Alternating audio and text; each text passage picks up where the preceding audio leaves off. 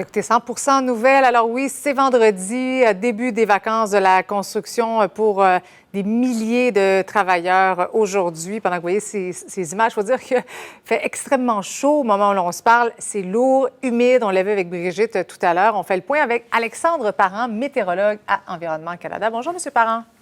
Bonjour. Alors, c'est ce qui était prévu. C'est très lourd. Là, on sent l'atmosphère chargée d'humidité. C'est quoi, 40 au moment où l'on se parle environ? Oui, même 41 du côté de l'aéroport de Montréal, oui. 31 au mercure. Vous le mentionnez, là, vraiment, quand on combine température et humidité, qui est très importante, bien, on a des valeurs humidex autour de 40, peut-être même jusqu'à 42 dans certains secteurs sur l'île de Montréal. On est à 35 du côté de la région de Québec. Et du côté de Gatineau également, on est dans les valeurs de 40, 41. Donc, on voit que ça touche quand même un vaste territoire québécois. Oui, ce qui est particulier, c'est qu'il y a un petit vent, mais ce petit vent-là n'arrive même pas à nous rafraîchir.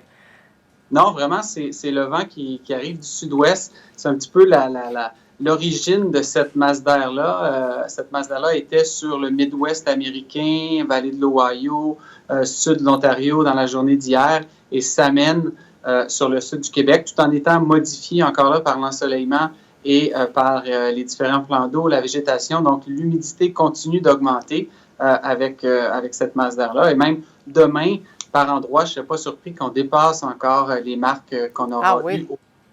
Peut-être 1 ou 2 degrés de plus de points de rosée a un impact peut-être d'une valeur de 1, 2, 3 points là, sur l'indice humidex. Mais c'est pratiquement 2 journées semblables qu'on vivra aujourd'hui et demain. Faible risque peut-être d'orage en fin de journée demain pour, disons, les secteurs bordant l'Ontario et l'extrême sud de la province, donc Montérégie-Lest. Oui. Heureusement, ça ne dure que 2 jours et plusieurs tombent en vacances ce soir. Donc, évidemment, on peut aller se rafraîchir, aller près des plans d'eau. Quand même, ça se prend bien quand on sait que dimanche, on revient à des valeurs de saison un peu plus normales. Oui, c'est vrai que cette vague de chaleur-là, elle est marquante par l'intensité. Les valeurs également quand même, mais ce n'est pas une vague de chaleur qui s'étire sur une semaine complète. Vous le mentionnez, c'est principalement 2 jours. Par contre, dimanche, même si on a comme prévision un maximum là, pour la région de Montréal, je crois que c'est 26 ou dans ces eaux-là, ce sera du temps encore qui sera très humide. Donc, ça sera encore lourd dimanche. Un peu plus de nuages, des averses également, risque d'orage.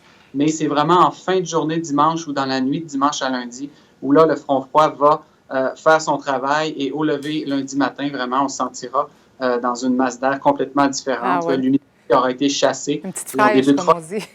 Un temps sec. Bon, ça va faire du bien, ça. On va pouvoir quand même continuer de profiter de l'été. Mais est-ce que vous êtes capable de nous dire à ce moment-ci à quoi vont ressembler justement ces 2 semaines de vacances de la construction ou bien des Québécois, justement, sont en congé? Oui, je peux me tenter avec une prévision. Disons, pour la première semaine, je le mentionnais, on débute la semaine sous un ciel ensoleillé pour plusieurs régions du Québec. Vraiment, mardi, mercredi, lundi, faible risque d'averse par endroit, mais globalement, on peut dire que c'est du beau temps pour débuter la semaine, des températures de saison, donc 25, 26, 27 sur le sud et peut-être entre 22 et 25 pour les secteurs un peu plus à l'est.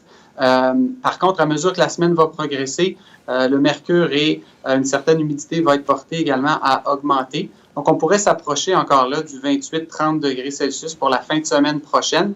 Donc, la fin de semaine qui marquera le milieu des 2 semaines de vacances de la construction. Mais on ne parle pas là, de valeurs qu'on va atteindre aujourd'hui ou demain. En tout cas, pour l'instant, les modèles ne semblent pas montrer des valeurs aussi élevées. Pour ce qui est de la 2e semaine de la construction, les signaux sont plus ou moins forts, mais c'est-à-dire que les modèles ne montrent pas de temps frais, de temps maussade, avec des précipitations pratiquement à chaque jour. Là, je serais très surpris que ça arrive. C'est pas ce que les différents montrent. On devrait plutôt s'attendre à du temps saisonnier, sinon même légèrement au-dessus des valeurs de saison. Donc, moi, je trouve que ça se prend bien, finalement. On va pouvoir profiter de l'été. Merci beaucoup, M. Parent, d'avoir été avec nous. Ça fait plaisir. Merci.